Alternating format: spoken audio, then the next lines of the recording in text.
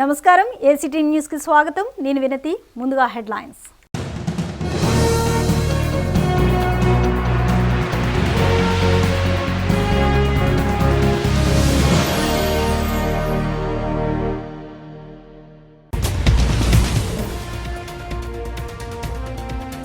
SEB అధికారులతో సమీక్షించిన ముఖ్యమంత్రి గంజాయి సాగు రవాణాపై ఉక్కుపాదం మోపాలని ఆదేశం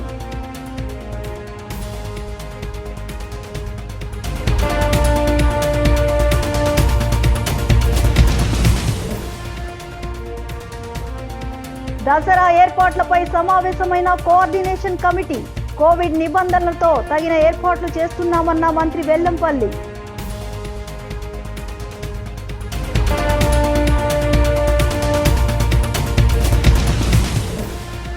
గుజరాత్లో పట్టుబడ్డ హెరాయిన్ కి ఏపీకి సంబంధం లేదన్న డీజీపీ చెన్నై కేంద్రంగానే లావాదేవీలు జరిగినట్లు వెల్లడి అవాస్తవాలు ప్రచారం చేయవద్దంటూ విపక్షాలకు సవాంగ్ హితవు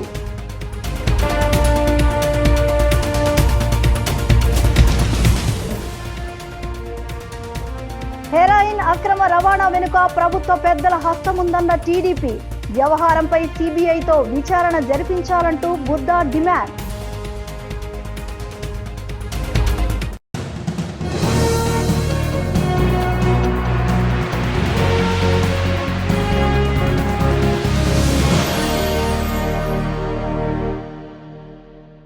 ఇక డీటెయిల్స్ చూస్తే గంజాయి సాగు రవాణాపై ఉక్కుపాదం మోపాలని అధికారులకు ఆదేశించారు సీఎం జగన్. స్పెషల్ ఎన్ఫోర్స్మెంట్ అధికారులతో సమీక్ష నిర్వహించిన సీఎం పలు అంశాలపై చర్చించారు. ఈ సందర్భంగా డ్రగ్స్ కు వ్యతిరేకంగా అవగాహన కార్యక్రమాలు చేపట్టాలని సూచించారు. ముఖ్యమంత్రి YS Jaganmohan Reddy special enforcement bureau అధికారులతో సమీక్ష నిర్వహించారు. తాడేపల్లిలోని క్యాంపు కార్యాలయంలో నిర్వహించిన ఈ సమీక్షలో సీఎం కీలక అంశాలపై చర్చించారు. ఈ సందర్భంగా ఎస్ఈబీ కార్యకలాపాల ప్రగతిని అధికారులు సీఎంకు వివరించారు. అనంతరం అధికారులకు పలు సూచనలు చేశారు సీఎం. మద్యం నియంత్రణలో భాగంగానే రేట్లు పెంచామని, 1/3 దుకాణాలను మూసివేశామని అన్నారు.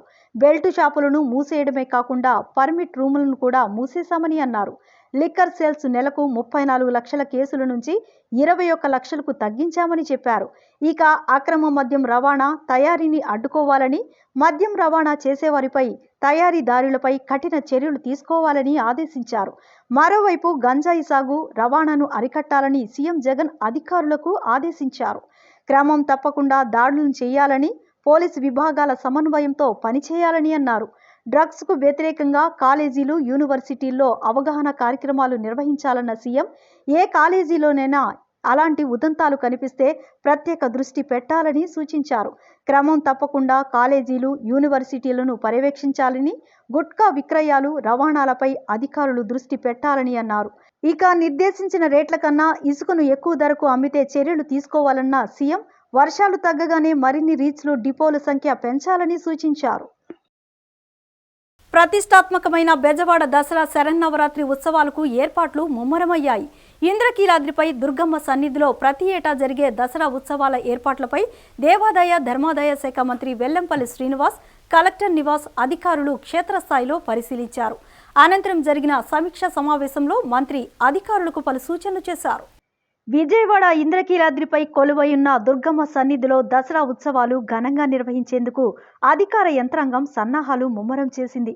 అక్టోబర్ 7 నుంచి 15వ తేదీ వరకు ఉత్సవాలు జరగనున్న నేపథ్యంలో దేవాదాయ శాఖ మంత్రి వెల్లంపల్లి శ్రీనివాస్, ఆ శాఖ principal secretary Vanimohan, MLA Malladi Vishnu, collector J Nivas, CP Battina Srinivas, JC Madhavilatha, పాలక మండలి చైర్మన్ సోమినాయుడు, ఈఓ బ్రహ్మరాంబ, నగర mayor Rayana Bhagyalakshmi, municipal commissioner Prasanna వెంకటేష్లతో పాటు పలు సంబంధిత శాఖల అధికారులు క్షేత్రస్థాయి పరిశీలన చేశారు.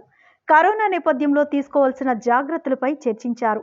క్యూ లైన్ల ఏర్పాటు, టికెట్ కౌంటర్ల ఏర్పాటు, వాహనాల పార్కింగ్ వంటి పలు అంశాలకు సంబంధించి క్షేత్రస్థాయిలో పరిశీలన అనంతరం అమ్మవారిని దర్శించుకున్నారు.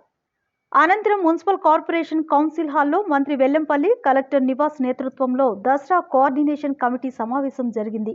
కోవిడ్ దృష్ట్యా దసరాలో అమ్మవారి దర్శనానికి వచ్చే భక్తులకు ఆన్లైన్ స్లాట్ తప్పనిసరి చేసిన కమిటీ ఈ ఏడాది రోజుకు 30,000 మంది భక్తులకు మాత్రమే అనుమతి ఇవ్వాలని నిర్ణయించింది. అలాగే మూలా నక్షత్రం రోజున కేవలం 70,000 మందికి మాత్రమే అనుమతి ఉండనుంది. ఇక ఆన్లైన్ స్లాట్ బుక్ చేసుకోకుండా దర్శనానికి వచ్చే భక్తులకు అసౌకర్యం కలగకుండా స్పాట్ టికెట్లు జారీ చేయాలని సమావేశంలో నిర్ణయించారు. ఇందుకు గాను వీఎంసీ కార్యాలయం, టోల్గేట్, పొన్నమిఘాట్తో పాటు కొండపై ఓంకార మలుపు వద్ద ప్రత్యేక కరెంటు బుకింగ్ టికెట్ కౌంటర్లు ఏర్పాటు చేయాలని కమిటీ నిర్ణయించింది. ఈ సందర్భంగా మంత్రి వెల్లంపల్లి మాట్లాడుతూ ఉత్సవాలను విజయవంతం చేసేందుకు అన్ని శాఖలను సమన్వయం చేసినట్లు చెప్పారు. అమ్మవారి దర్శనార్థం వచ్చే భక్తులకు కోవిడ్ నిబంధనలతో పాటు అన్ని ఏర్పాట్లు చేసినట్లు తెలిపారు. టైం స్లాట్ ద్వారా రోజు 10,000 మంది భక్తులను అనుమతించనున్నట్లు చెప్పారు. మరోవైపు వృద్ధులు, వికలాంగులకు ప్రత్యేక ఏర్పాట్లు చేస్తున్నట్లు కలెక్టర్ నివాస్ వెల్లడించారు. అన్ని శాఖలు, అన్ని డిపార్ట్మెంట్ల సమన్వయంతో ఈ యొక్క నవరాత్రోత్సవాలు విజయవంతం చేయాలని చెప్పని ఈరోజు సమన్వయ మీటింగ్ పెట్టుకున్నాం. వచ్చే భక్తులందరికీ కూడా ఎక్కడ కూడా ఎటువంటి ఇబ్బంది లేకుండా కరోనా నామ్స్ని పాటిస్తూ కూడా ఈ యొక్క ఉత్సవాలు చేయాలనేది ఈరోజు ఈ మీటింగ్లో డిసైడ్ చేసుకున్నాం.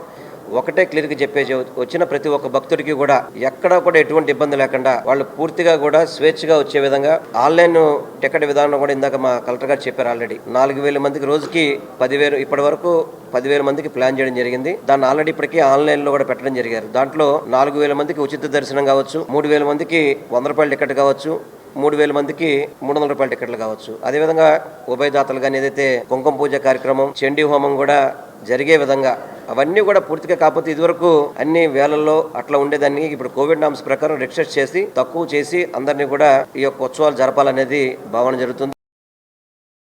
అసాంఘిక కార్యకలాపాలకు రాష్ట్రంలో చోటు లేదన్నారు డీజీపీ గౌతమ్ సవాంగ్. పట్టుబడిన హెరాయిన్కు ఏపీకి ఎలాంటి సంబంధం లేదని చెప్పారు. దర్యాప్తు బృందాలకు తాము పూర్తి సహకారం అందిస్తామని పేర్కొన్నారు.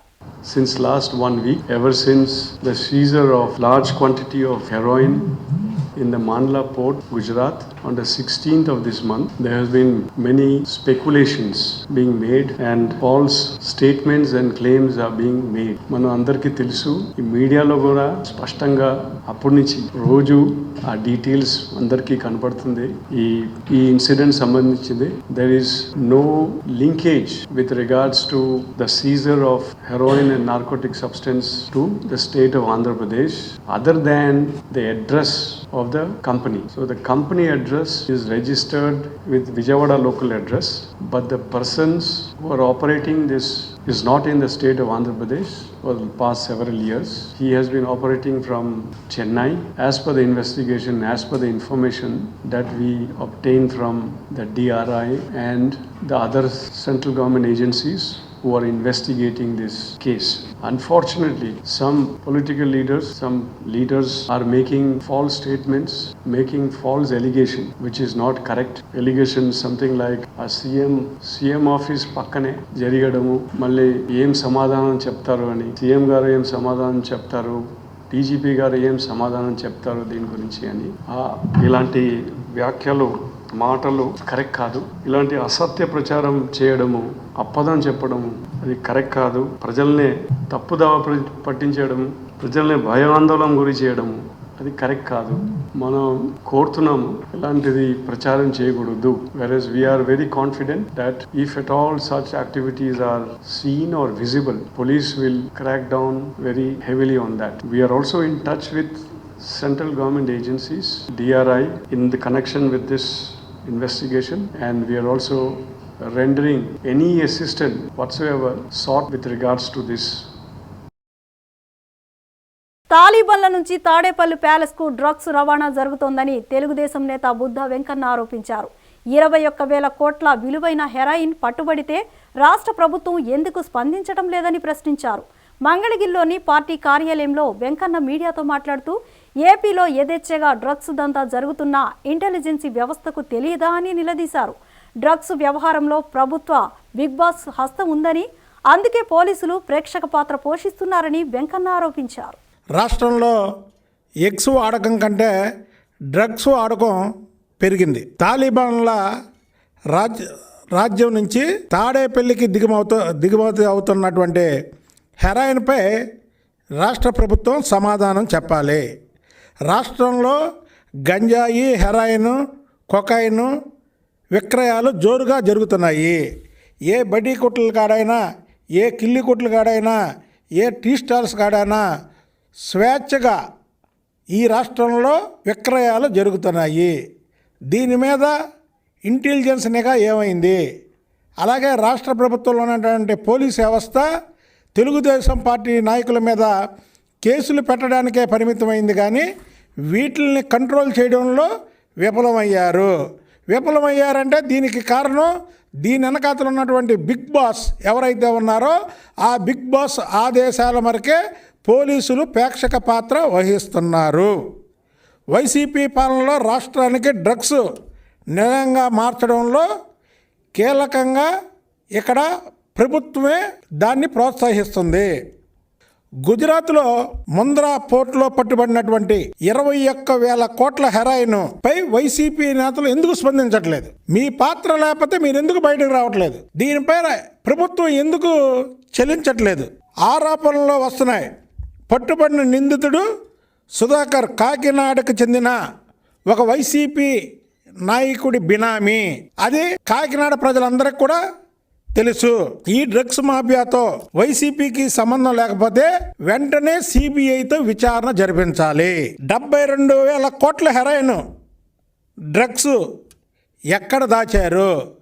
తాడేపల్లి ప్యాలెస్లో దాచారా, లేక ఉత్తరాంధ్ర బందిపోటు ఎవరో తెలుసు కదా, ఆయన ఆధ్వర్యంలో ఉంచారా? ఈ A1 A2 సారథ్యంలోనే ఈ డ్రగ్స్ అన్నీ కూడా దాచిపెట్టారని ప్రజలకు ఒక అనుమానం ఉంది. డాక్టర్లు, ఇంజనీర్లు కావాలనుకుంటున్న విద్యార్థులకు పోటీ పరీక్షల్లో శిక్షణ పొందేందుకు జాతీయ స్థాయి సంస్థ అయిన ఆకాష్ ఎడ్యుకేషనల్ సర్వీసెస్ లిమిటెడ్ వార్షిక స్కాలర్షిప్ పరీక్షలను నిర్వహిస్తున్నట్లు సంస్థ దక్షిణ భారత రీజనల్ హెడ్ చందన్ చాంద్ తెలిపారు. డిసెంబర్ 4 నుంచి 12వ తేదీ వరకు 24 రాష్ట్రాలు, కేంద్రపాలిత ప్రాంతాల్లో ఆన్లైన్, ఆఫ్లైన్ విధానాల్లో Akash national talent hunt exam నిర్వహిస్తున్నట్లు వెల్లడించారు. బెన్ సర్కిల్ సమీపంలో ఆకాష్ ఎడ్యుకేషన్ సర్వీసెస్ లిమిటెడ్ సంస్థ కార్యాలయంలో విలేకరుల సమావేశాన్ని నిర్వహించారు. టాలెంట్ హంట్ ఎగ్జామ్ పోస్టర్ను సంస్థ దక్షిణ భారత regional head Chandan Chand, AP regional head Giri Sripathi, deputy director RVSN Murthy, star V education society secretary Kommineni Venkatesh ఆవిష్కరించారు. అనంతరం వారు మాట్లాడుతూ ట్యూషన్ ఫీజుపై స్కాలర్షిప్తో పాటు అత్యుత్తమ స్కోర్ చేసిన వారికి నగదు బహుమతులు కూడా ప్రదానం చేస్తామని అన్నారు. ఈ ఏడాది వివిధ గ్రేడ్లలో అత్యున్నంగా నిలిచే 5 విద్యార్థులు తమ తల్లిదండ్రుల్లో ఒకరితో కలిసి ఉచితంగా నాసా సందర్శించవచ్చునని పేర్కొన్నారు. ఆన్లైన్లో పరీక్ష రాసేవారు పరీక్షా తేదీకి 3 రోజుల ముందు వరకు, ఆఫ్లైన్లో అయితే పరీక్ష తేదీకి 7 రోజుల ముందు వరకు పేర్లు నమోదు చేసుకోవచ్చునని అన్నారు. పరీక్ష ఫీజు ₹99 ఆన్లైన్లో లేదా సమీపంలోని ఆకాష్ ఇన్స్టిట్యూట్లో చెల్లించవచ్చునని అన్నారు. Successful launch of ANTHE 2021. ANTHE, as we all know, is the gateway to success to all the students who aspire to get into top engineering and medical colleges. ANTHE was started with the purpose of reaching out to all the deserving students who want to have top quality coaching and getting the best facilities, best faculties, best program. In addition to the other benefits like winning 100% scholarship, getting an all India rank, winning even cash award, getting a free school booster course. This time, 5 students will be selected to go to NASA along with one of their parents. This exam, ANTHE, is a national level examination and we take a lot of pride in sharing with you that this is the largest exam conducted by any private institute. National talent hunt ఎగ్జామ్ని launch చేయడం మాకు చాలా ఆనందంగా ఉంది. ఈ exam December 4th to December 12th. December 4th to December 12th online, offline విధానాల ద్వారా మనం class 9th, 10th, 11th, 12th స్టూడెంట్స్కి 100% స్కాలర్షిప్ ప్రొవైడ్ చేయడం, దాంతోపాటు పేద విద్యార్థులు ఎంకరేజ్ చేయడానికి క్యాష్ అవార్డ్స్ ప్రొవైడ్ చేయడం, అట్లాగే స్కూల్ సపోర్ట్ ప్రోగ్రామ్. ఎవరైతే విద్యార్థులు ఈ ఎగ్జామ్కి ఎన్రోల్ అవుతారో రాబోయే 6 months మనం వాళ్ళ యొక్క బోర్డ్ ఎగ్జామ్కి సపోర్ట్ చేయడానికి కావాల్సిన అవకాశాలను ఇస్తూ 5 విద్యార్థులకి ఒక పేరెంట్తో పాటు నాసాకి విజిట్ చేసే ఒక అద్భుతమైనటువంటి అవకాశాన్ని కలుగజేస్తుందని ఈ సందర్భంగా మీకు తెలియజేస్తున్నాను. కుటుంబానికి ఆర్థికంగా తోడ్పాటునిచ్చేందుకు మహిళలకు కుట్టు మిషన్ శిక్షణ దోహదపడుతుందని జనశిక్షణ సంస్థాన్ చైర్పర్సన్ డాక్టర్ నాగళ్ల విద్యాకన్న అన్నారు. 5 నెలల పాటు జనశిక్షణ సంస్థాన్ ఆధ్వర్యంలో ఉచితంగా శిక్షణ అందిస్తున్నామని అన్నారు. మాకినేని బసవపున్నయ్య విజ్ఞాన కేంద్రం ఆధ్వర్యంలో జనశిక్షణ సంస్థ సహకారంతో ఎంజీ రోడ్లోని ఎంబీవీకే భవన్లో టైలరింగ్ శిక్షణ కార్యక్రమాన్ని ఏర్పాటు చేశారు. ఈ సందర్భంగా జనశిక్షణ సంస్థ చైర్పర్సన్ డాక్టర్ నాగళ్ల విద్యాకన్న మాట్లాడుతూ 15 నుంచి 40 సంవత్సరాలలోపు వారికి జనశిక్షణ సంస్థ తరపున వివిధ శిక్షణ కార్యక్రమాలు నిర్వహిస్తున్నట్లు తెలిపారు. యువతలో నైపుణ్యాలు పెంపొందించి స్వయం ఉపాధి పొందేలా వారికి శిక్షణ ఇస్తామని అన్నారు. అతి తక్కువ ఆదాయ వర్గాల వారికి వివిధ వృత్తుల్లో శిక్షణ ఇస్తున్నామని, మహిళలకు కుట్టు శిక్షణ కార్యక్రమాలు ఏర్పాటు చేశామని అన్నారు. ఎంబీవీకే కార్యదర్శి పి మురళీకృష్ణ మాట్లాడుతూ జనశిక్షణ సంస్థ సహకారంతో మాకినేని బసవపున్నయ్య విజ్ఞాన కేంద్రంలో మహిళలకు కుట్టు శిక్షణను నేటి నుంచి ప్రారంభిస్తున్నామని తెలిపారు. శిక్షణ సంస్థ ఇదివరకు మానవ వనరుల అభివృద్ధి మంత్రిత్వ శాఖ ఆధ్వర్యంలో పనిచేసేది. ఇప్పుడు స్కిల్ డెవలప్మెంట్ మినిస్ట్రీలో పనిచేస్తుంది. రకరకాల శిక్షణా కార్యక్రమాల్ని యువతని దృష్టిలో పెట్టుకుని, అంటే మాది ఎక్కువ చదువుకున్న యువత కాకుండా 12వ తరగతి వరకు చదువుకుని డ్రాప్ అయ్యే యువతకి శిక్షణ ఇచ్చే కార్యక్రమము, అంటే 15 సంవత్సరాల నుంచి 40 సంవత్సరాల వరకు శిక్షణ ఇచ్చే కార్యక్రమం అండి. ఇందులో అనేక రకాలైన, అంటే స్వయం ఉపాధిని ఉద్దేశించి మన పిఎం గారు కూడా ఏంటంటే ఎక్కువ మందికి కావాల్సిన విధంగా శిక్షణ ఇవ్వటం, అంటే నైపుణ్యాలు పెంచడం, తద్వారా వారు స్వయం ఉపాధి చేపట్టేలాగా తీసుకోవడం, ఆత్మనిర్భర కార్యక్రమం కూడా దానిలో ఒక ఇంటిగ్రేట్ చేసి చేసుకోవడం జరుగుతుంది. ఈ కార్యక్రమాలన్నిటికీ కూడా ఫీల్డ్ లెవెల్లో దేశమంతటా కూడా జనశిక్షణ సంస్థలు పనిచేస్తున్నాయి. మేము వివిధ రకాలైన కార్యక్రమాలని మొత్తం జిల్లా అంతా కూడా తీసుకువెళ్ళి అక్కడున్న అతి తక్కువ ఆదాయ వర్గాల వారికి కావాల్సిన స్కిల్ ఇస్తున్నాము. దాన్ని వాళ్ళు డ్వాక్రా గ్రూపుల్లో ఎక్కువ మంది మహిళలు ఉంటున్నారు కాబట్టి వాళ్ళందరికీ మ్యాచింగ్ గ్రాంట్లు, లోన్లు వస్తున్నాయి కాబట్టి వాటిని ఉపయోగించుకుని ఒక చిన్న ఉత్పత్తి కేంద్రంగా పెట్టుకుని వారి కాళ్ళ మీద వాడు నిలబడుతున్నారు. ఇవాళ చూసినట్లయితే గ్రామీణ ప్రాంతంలో అనేక మంది మహిళలు తమ కాళ్ళ మీద తను నిలబడటం చూస్తున్నాము. శిక్షణా సంస్థాన్ సౌజన్యంతో, సహకారంతో మాకినేని బసవపున్నయ్య విజ్ఞాన కేంద్రంలో ఈ రోజు నుంచి మహిళలకి కుట్టు శిక్షణ, టైలరింగ్ ప్రారంభం కాబోతూ ఉంది. ఇది 5 మాసాల ప్రోగ్రాము. ఈ 5 మాసాల్లో సంపూర్ణంగా కుట్టు శిక్షణ వాళ్ళు నేర్చుకుంటారు. మేము విజ్ఞాన కేంద్రం స్థలం ఇవ్వటమే కాకుండా ఈ జనశిక్షణ సంస్థానం వారి యొక్క నిబంధనల ప్రకారం అయితే 20 మంది వరకే అవకాశం ఉంది. కానీ మేము 40 మంది వచ్చినా సరే మిగతా భాగాన్ని ఎంబీ విజ్ఞాన కేంద్రం భరించి వాళ్ళకి మిషన్లు ఇచ్చి నేర్పుకునేదానికి ప్లేస్ ఇచ్చి అన్ని రకాలుగా మేము తోడ్పడాలని చెప్పి నిర్ణయం తీసుకున్నాం. కేంద్రంలోని మోదీ ప్రభుత్వం అనుసరిస్తున్న విధానాల వల్లే దేశం ఆర్థికంగా సర్వనాశనం అవుతుందని tax payers association secretary Anjaneyulu మండిపడ్డారు. దేశ ప్రజల సంపద అయిన ప్రభుత్వ రంగ సంస్థలను ప్రైవేటు పరం చేస్తూ దేశ సంపదను బీజేపీ ప్రభుత్వం లూటీ చేస్తోందని విమర్శించారు. పుష్ప హోటల్ సెంటర్ సమీపంలో ఉన్న బెల్లపు శోభనాద్రి గ్రంథాలయంలో ట్యాక్స్ పేయర్స్ అసోసియేషన్ ఆధ్వర్యంలో విలేకరుల సమావేశాన్ని నిర్వహించారు. ఈ సందర్భంగా ఆంజనేయులు మాట్లాడుతూ దేశంలో అవినీతిని నిర్మూలిస్తామని ప్రగల్భాలు పలికిన మోదీ ప్రభుత్వం నేడు ప్రభుత్వ రంగ సంస్థలను అంబానీ, అదానీలకు అమ్మేస్తున్నారని విమర్శించారు. కేంద్రంలోని బీజేపీ అధికారంలోకి వచ్చిన తరువాత పెట్రోల్, డీజిల్ ధరలు పెంచి సుమారు 30 లక్షల కోట్ల భారం మోపిందని అన్నారు. రైతాంగానికి వ్యతిరేకంగా కేంద్ర ప్రభుత్వం తీసుకువచ్చిన నల్ల చట్టాలను నిరసిస్తూ సంయుక్త కిసాన్ మోర్చా పిలుపు మేరకు ఈ నెల 27న చేపట్టనున్న భారత్ బంద్కు ట్యాక్స్ పేయర్స్ అసోసియేషన్ తరపున పూర్తి మద్దతు తెలుపుతున్నామని ప్రకటించారు. ఈ నెల 27వ తారీఖున భారత్ బంద్ జరుగుతూ ఉంది. సంయుక్త కిసాన్ మోర్చా ఈ భారత్ బంద్కు పిలిపించింది. ట్యాక్స్ పేయర్స్ అసోసియేషన్గా కూడా మేము ఈ బంద్కు మద్దతు ఇస్తున్నాం. కారణం ఏంటంటే ఇవాళ స్థానిక సంస్థలు అనేది రాష్ట్రానికి సంబంధించినటువంటి సబ్జెక్ట్ మన రాజ్యాంగం ప్రకారం. కానీ స్థానిక సంస్థలోకి ఈ రోజున కేంద్ర ప్రభుత్వం చొచ్చుకొచ్చి స్థానిక సంస్థల యొక్క డెమోక్రటిక్ సిస్టాన్ని నిర్వీర్యం చేసి ఈ రోజున ఇక్కడ ఏం జరగాలో, విజయవాడలో ఏం జరగాలో, విజయవాడలో వీధుల్లో ఏం జరగాలో, ఇటువంటి విషయాలన్నింటినీ కూడా ఈ రోజున కేంద్రమే నిర్ణయం చేసేటువంటి పరిస్థితి ఈ రోజున వచ్చింది. ఇవాళ మన ఇళ్లలో ఉన్నటువంటి బోరుబావులకు కూడా మీటర్లు పెట్టి, అపార్ట్మెంట్లో ఉన్నటువంటి బోరుబావులకు కూడా మీటర్లు పెట్టి వాటి ద్వారా మన క్యూబిక్ మీటర్కి 3 రూపాయల నుంచి 20 రూపాయల వరకు వసూలు చేయాలి అనేటువంటి నిర్ణయం చేసి బహిరంగ ప్రకటన కూడా చేశారు. ఈ రకంగా ఒకటి కాదు అనేక అంశాలు ఈ రోజున రాష్ట్రంలో స్థానిక సంస్థల్లోకి చొచ్చుకొస్తున్నాయి. కాబట్టి ఇది ప్రజాతంత్ర వ్యవస్థకి ప్రమాదకారిగా ఈ రోజున కేంద్ర ప్రభుత్వం యొక్క నిర్ణయాలు తయారైంది. ఇంతేకాకుండా దేశంలో కనుక చూసినా కూడా ఇవాళ విపరీతంగా రేట్లు పెరిగిపోతూ ఉన్నాయి. పెట్రోల్ రేటు, డీజిల్ రేట్లు విపరీతంగా పెరిగినాయి. నిత్యావసర సరుకుల ధరలు పెరిగినాయి. చివరికి మన దేశంలో ఉన్నటువంటి గనులు, అంతరిక్ష రంగం, అలాగే రైల్వేలు, రోడ్వేస్, ఓడరేవులు మొత్తం సర్వం కూడా ఈ రోజున అంబానీకి, ఆదానీకి అంటగట్టేటువంటి పరిస్థితి తయారైపోయింది. విద్యార్థుల్లో చిన్ననాటి నుంచే దేశభక్తిని పెంపొందించాల్సిన అవసరం ఉందని జాషువా సాంస్కృతిక వేదిక సభ్యులు నారాయణరావు అన్నారు. మతాలు మనుషులంతా ఒకటే అన్నది గుర్రం జాషువా సూచనలని ఐకమత్యంగా మెలిగి దేశాభివృద్ధికి పాటుపడాలని పిలుపునిచ్చారు. గుర్రం జాషువా 126వ జయంతి సందర్భంగా నిర్వహిస్తున్న స్ఫూర్తి సంబరాలు కొనసాగుతున్నాయి. ఈ సందర్భంగా ఎంబీబీకే భవన్లో ఏర్పాటు చేసిన ఆర్ట్ గ్యాలరీ ఆకట్టుకుంటుంది. నగరంలోని పలు పాఠశాల విద్యార్థులు రూపొందించిన చిత్రాలను ప్రదర్శనలో ఉంచగా జాషువా ఆర్ట్ గ్యాలరీని సందర్శించేందుకు నగరవాసులు తరలివస్తున్నారు.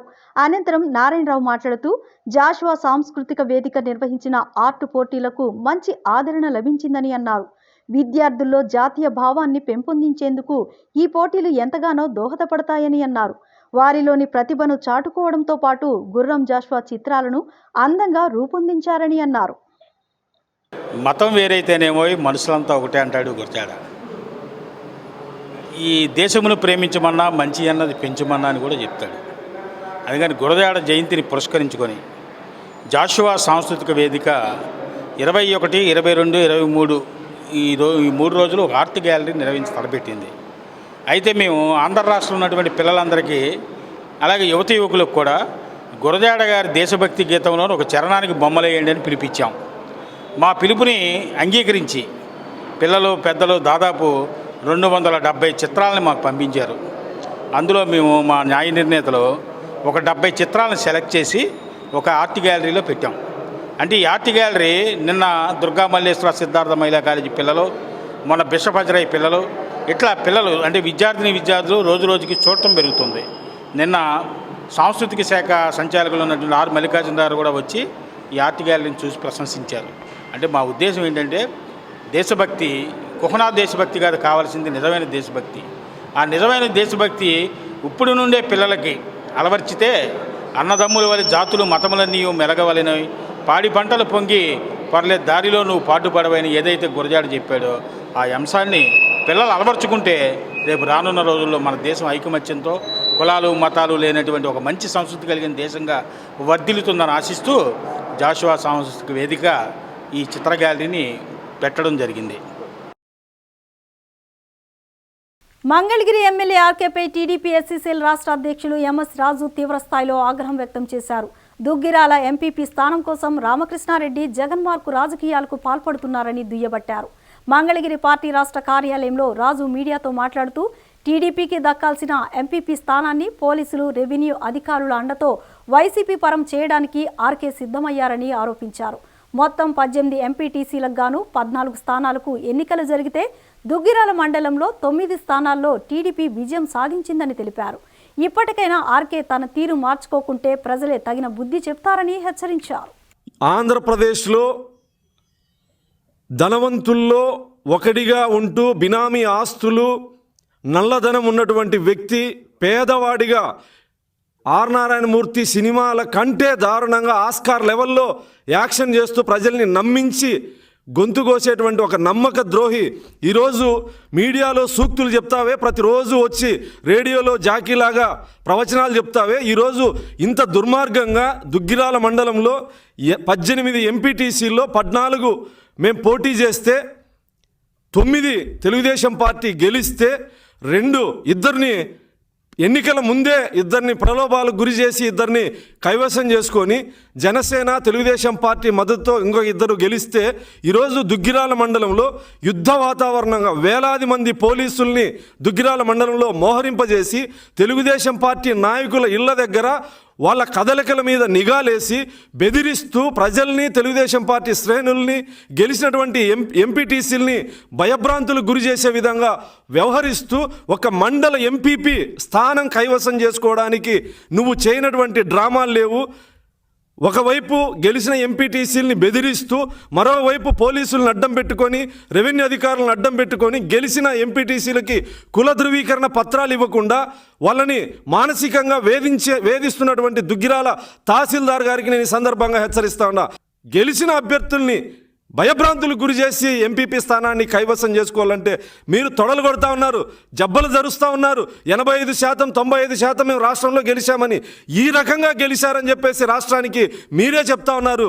ఆర్కే, నీకు నిజంగా నువ్వు చెప్పేటువంటి సూక్తుల్లో 1% నువ్వు పాటించిన ఈరోజు ప్రజాస్వామ్యబద్ధంగా ఎంపీపీ ఎన్నికలకి సహకరించు.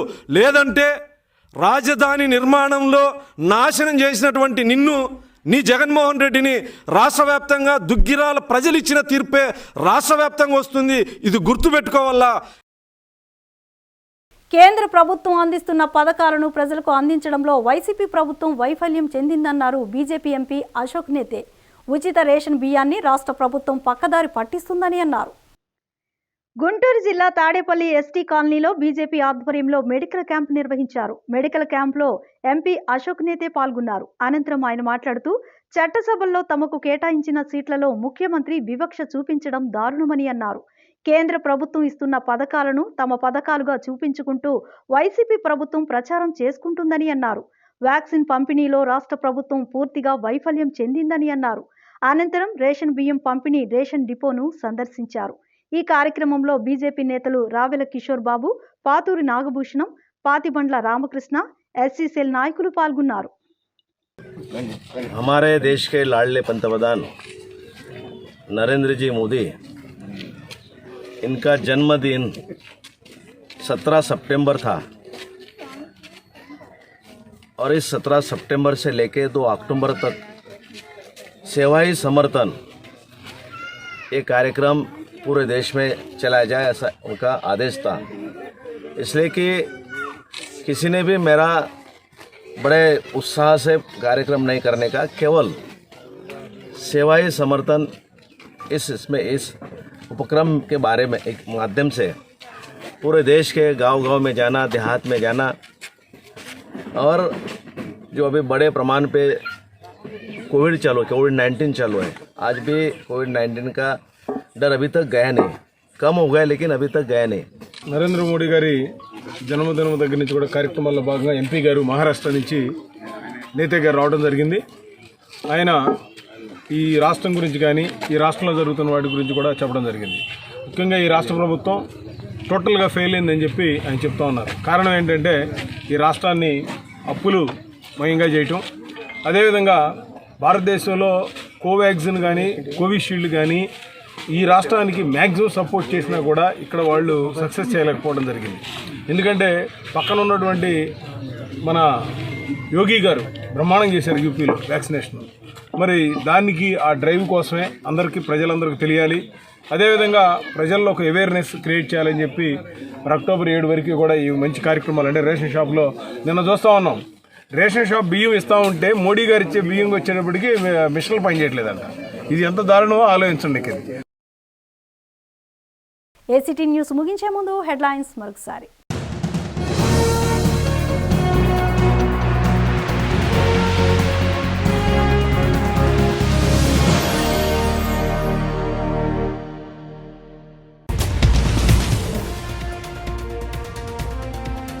ఎస్ఈబీ అధికారులతో సమీక్షించిన ముఖ్యమంత్రి, గంజాయి సాగు రవాణాపై ఉక్కుపాదం మోపాలని ఆదేశం.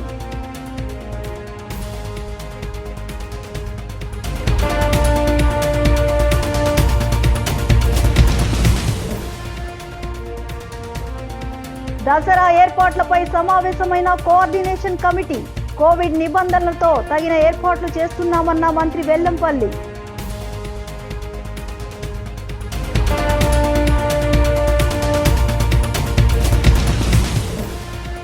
గుజరాత్లో పట్టుబడ్డ హెరాయిన్ కి ఏపీకి సంబంధం లేదన్న డీజీపీ, చెన్నై కేంద్రంగానే లావాదేవీలు జరిగినట్లు వెల్లడి, అవాస్తవాలు ప్రచారం చేయవద్దంటూ విపక్షాలకు సవాంగ్ హితవు.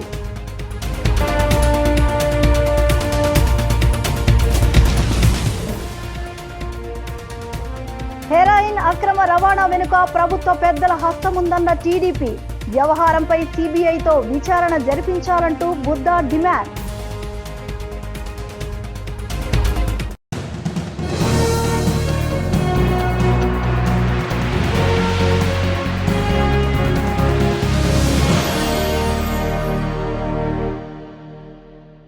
ఏసీటీ న్యూస్ ఇంతటితో సమాప్తం. నమస్కారం.